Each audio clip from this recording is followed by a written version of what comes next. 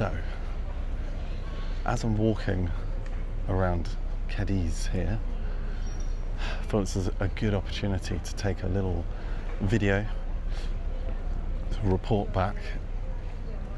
I've just started a fresh contract on a cruise ship, and I thought I'd talk about it for a moment. When you first think of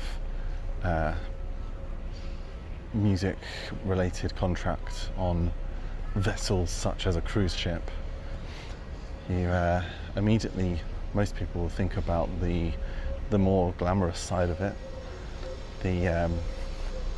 Obviously the cruise ship itself, very high-end luxury interior, and a very sort of razzmatazz experience for everybody involved.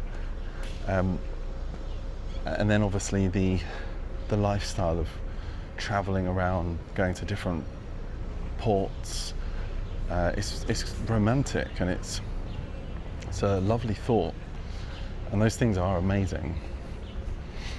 I suppose what they don't think about so much is the reality of, for someone like myself, working on a cruise ship as a music artist, the reality of that, and the preparation that it entails, firstly, including not just your work, the music itself, and your own presentation, how you're going to present yourself on the ship, and the equipment. There's a lot of equipment that needs to come, but it's the packing as well, thinking about all the different things you're going to wear around the ship whilst you're working and whilst you're not working, but particularly walking around guest areas. There's a certain expectation around what you would wear, how you would look, which is all great, no complaints at all, but these are things to consider rather than just thinking about all the glamorous stuff. So I spent the best part of last week packing all my bits, and there's a lot of things to consider, a lot of things to think about. Obviously, like I say, all your clothes, your shoes, your footwear, hats and things, and all the things that would go with that you would think about when you go on holiday, of course.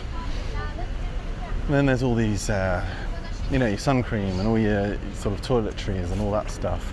And then there's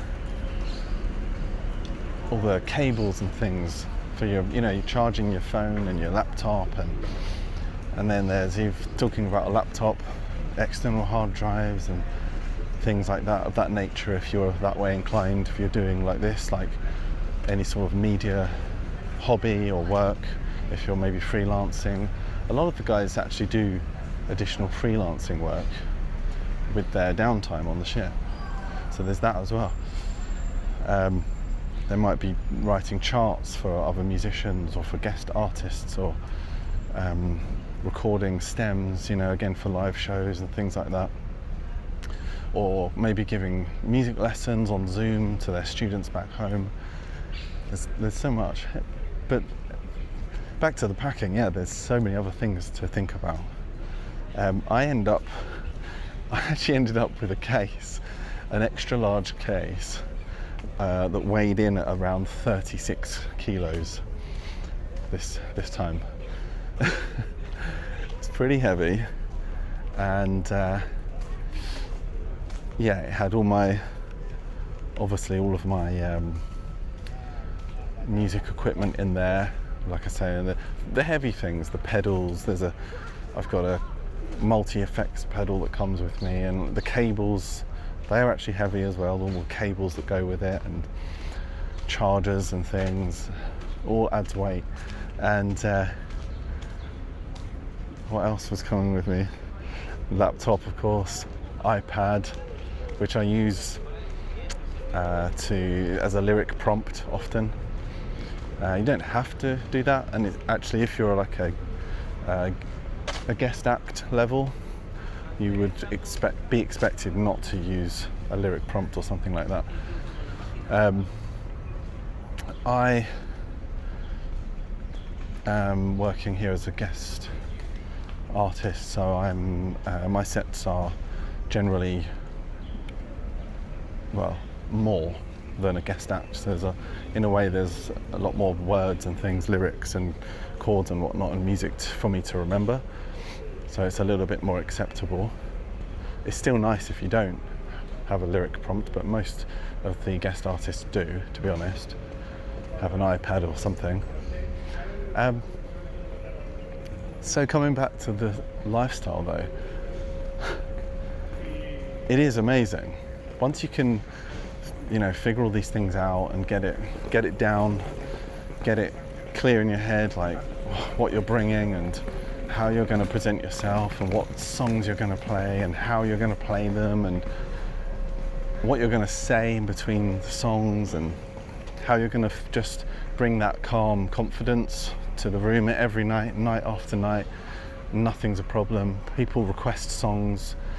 You have a bit of chatting, banter with the guests, and nothing should look like it phases you. Nothing. And it's a great place to be when it genuinely doesn't. And I think the only way to do that, to appear like nothing phases you, is for it to be genuinely.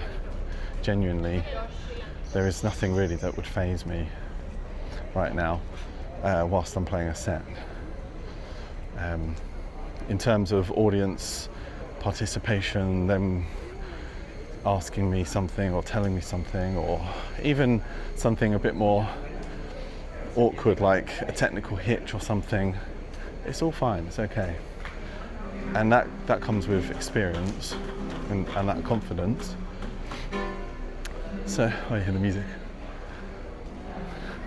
So also though, there's the repetition is probably the biggest challenge of this work. Night after night, you're playing 3 or 4 sets, 45 minutes each, maybe on the pool deck or one of the lounge bars or something like that, or in the what they call the heart of the ship in this instance, the atrium. There might be 3 or 4 sets a night for, in my case, usually six nights a week. It can be 7, but that's pretty much what my experience has been. And let's go this way, around the streets of Cádiz. I'm just around the back streets because it's very dense, more populated in the centre, and it'd be noisy, so I'm just walking around the back streets where it's a bit more calm. And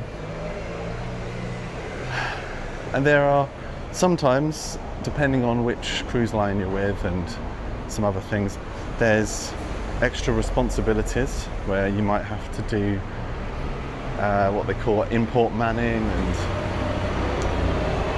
which is a port duty. I think I might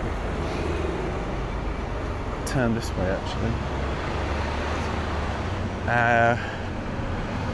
There'll be some emergency duties often. In the case of an emergency, what does everyone do? And there's a lot. It's great though, because they really hold your hand on these things, these companies, and they really give you good training. And honestly, it's nothing to be worried about. They give you great training. It's all very friendly and lovely, the way it's all handed out, and it's all very thorough. So there's lots of things to consider, lots of things, and it is a lifestyle. Then the kind of fruits of the labour, I suppose, are moments like this. Travelling around the world, going to different ports. This is wonderful. And for me, doubling up right now, shooting this little video, I really enjoy this kind of thing. and you get a bit of mental clarity, a bit of mental space away from the ship that I'm on at the moment, to be here, somewhere like this, you know, with this beautiful background. It's glorious around here. So that's definitely a perk of the job. Actually, honestly, I actually find the majority of this work a perk in a way. Okay, it sort of can be quite disruptive to my home life, but I do these contracts when I'm ready to do them, when I know it won't be disruptive to my home life. It could be though. There are things to consider there. If you do have certain things going on land, or you've got like a family or something, for instance, there's a lot more to consider. But if you're able to get away and go away for work for several months at a time, which is what this contract will be, about 3.5 months, you can absolutely make it work. And like I said, I find the whole experience a perk. Living on the ship is great, and as guest artists we get the what they call the deck privileges. This might be probably different for different companies, but pretty much all the companies I've worked for have given me that perk as part of the job. So that is a big benefit. That really helps when you can go around the guest area. You know, not get in the way of anyone. The guests always come first, but you're allowed to be there, and you're allowed to it's a nice place to just relax and get some headspace and different surroundings to the crew area. And the crew area is fine. There's nothing wrong with that at all. I don't mind it at all. My cabin's quite nice. It's, you know, it's a working space, so it's sort of more basic, I suppose, than the guest area, but it's absolutely fine, you know. Again, usually, this is different for different companies, but typically, the band leaders of each musical act would get their own cabin. So I'm a solo artist, so guess who's the band leader? Me. So I get my own cabin, which is a wonderful privilege. I have shared before, and it's fine. It's something to consider if you're happy or not to do that again. And there are things to consider about, mainly, to be honest, the timings. If your cabin mate is going to be someone who goes to bed very late, which can be quite typical on ships, or if they like to party, again, that can be quite typical on ships. I'm not big on either of those things, but I suppose even if your cabin mate is like that, you can always just have a conversation with them, and everyone's, in my experience, pretty lovely, and you can find a way for them to, okay, I'll be quiet when I come in, sort of thing. Be respectful of each other's space and energy and everything. On that note, energy is pretty much the main resource. Well, it is for anyone in any walk of life, but on ships, in my experience, this is one moment when you're on tour or on a ship or something like that.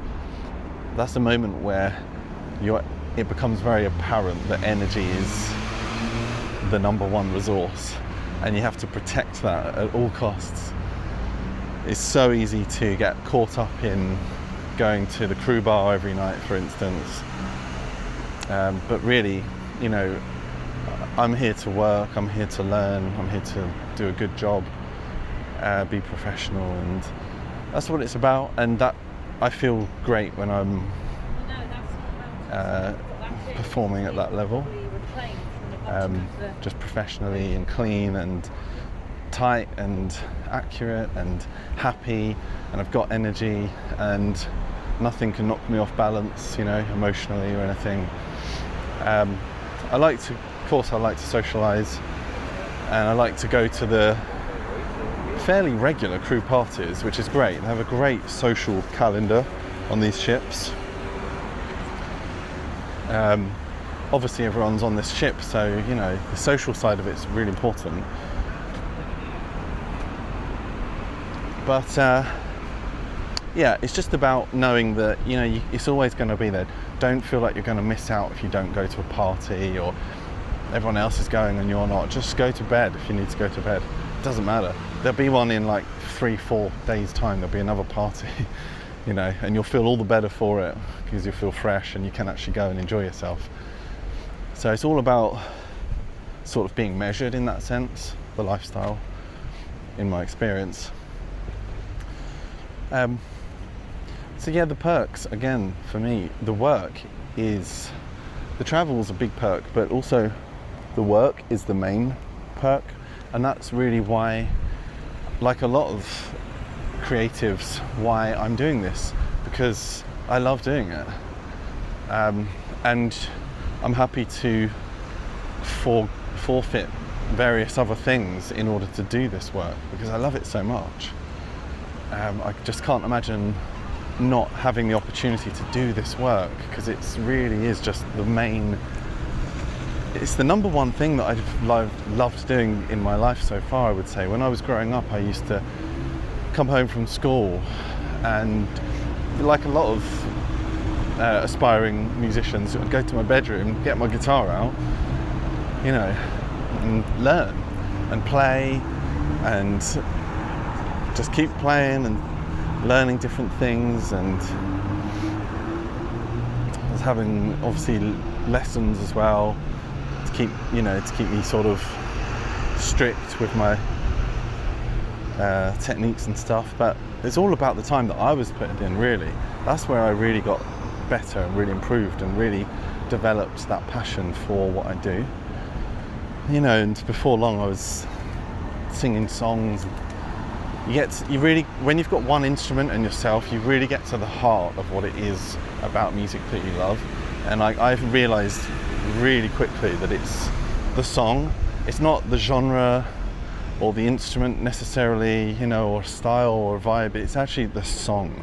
It's the words, the melody, the chords, and then how I sort of articulate and present that is down to me. That's a whole other thing. But it's the song that I love. It doesn't matter what the genre is or who the artist is or anything like that. If it's a song that I connect with, that's what I want to do. And I used to sit in my bedroom playing and singing these songs all the time, like every day after school and on school holidays. That's what you'd find me doing most of the time, amongst other things, recreational things. I always used to like cycling and basketball and all this kind of practical things, really. And so for me, this work is a privilege, you know, to think that I get to go out and play in front of a few hundred people in the atrium tonight, for instance, which I'll be doing. There'll probably be several hundred people there, maybe more. It's a big atrium, you know, it's got several floors. I'm sure there'll be all of that there. 3 sets tonight, and before that we're sailing away from Cádiz, and I'll be up on the top deck, on the pool deck, playing a set there as well. I get to do that, and it's something that growing up, I used to look at that job and think, oh, I would love to do that. How do you do that, you know? So I'll probably make a video on how you could do that, as I'm considering maybe some sort of coaching or some sort of program. Haven't decided yet what sort of format to go with, but I'm considering doing something like that to help you guys on that journey, because I've had a few of you reaching out to me asking, how do you do it? That seems to be the common question. How do you get that work, or how do you write those songs, or you know, how do you play guitar like that? But a common one is, how do you get that work? So if you're interested in that, put it in the comments, let me know. It's so lovely here. So on balance, to sort of sign off then, it's a trade-off. But I think, you know, the trade-off is sort of your home life, if you like, not being settled. For me, to be honest, right now, that's not a trade-off, because it's freedom versus, to be honest, being stuck in one place. So I prefer this. It's not really a trade-off, but I understand for a lot of people that is a trade-off.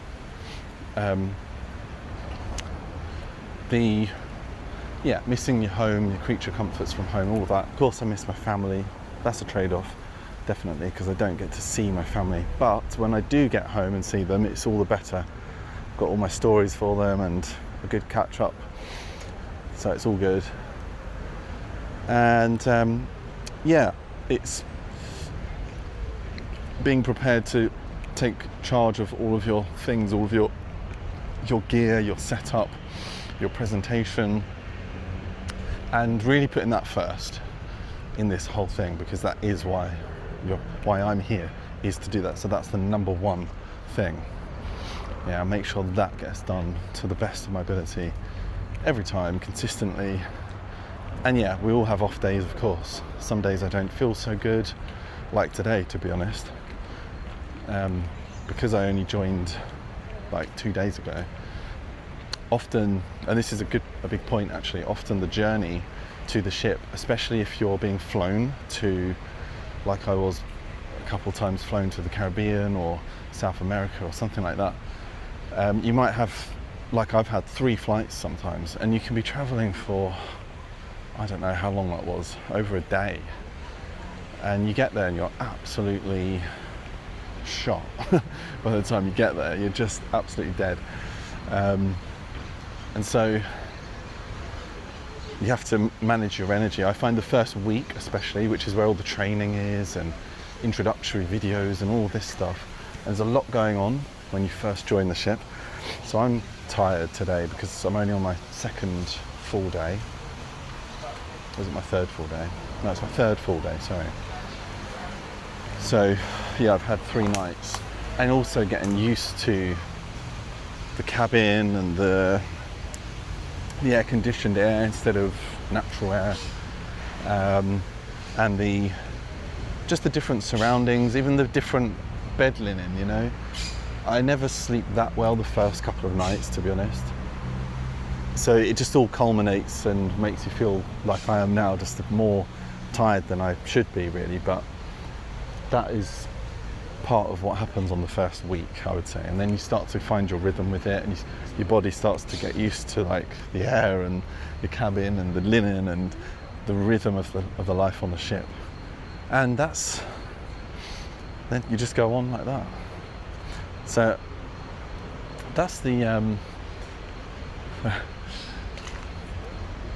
a quick summary of ship life without any planning at all. I just came out here and talked about these things,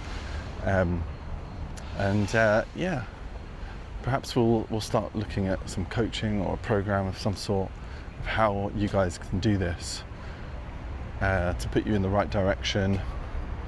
You know, maybe even some sort of network, some contacts, and some way in for you guys, because I remember it being very challenging. It's really challenging to get into anything in entertainment. But I'm going to leave it there because there's so much we could talk about. I'm going to finish off my walk around Cádiz and going to get clear and get going as always. So I'll see you guys again soon. Bye.